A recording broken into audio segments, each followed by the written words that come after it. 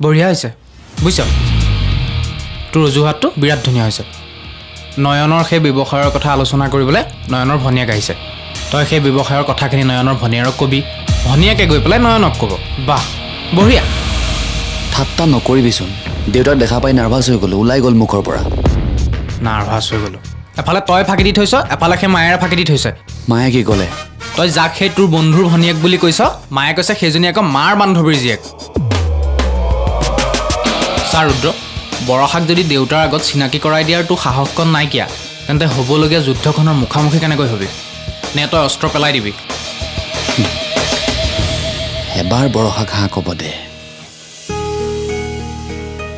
তাৰ পাছত বিশ্বভূষণ হাজৰিকাকতো বাদেই দে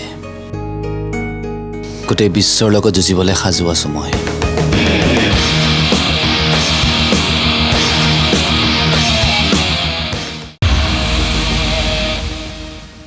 বঢ়িয়া হৈছে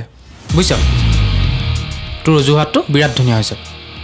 নয়নৰ সেই ব্যৱসায়ৰ কথা আলোচনা কৰিবলৈ নয়নৰ ভনীয়েক আহিছে তই সেই ব্যৱসায়ৰ কথাখিনি নয়নৰ ভনীয়েৰক কবি ভনীয়েকে গৈ পেলাই নয়নক ক'ব বাহ বঢ়িয়া ঠাট্টা নকৰিবি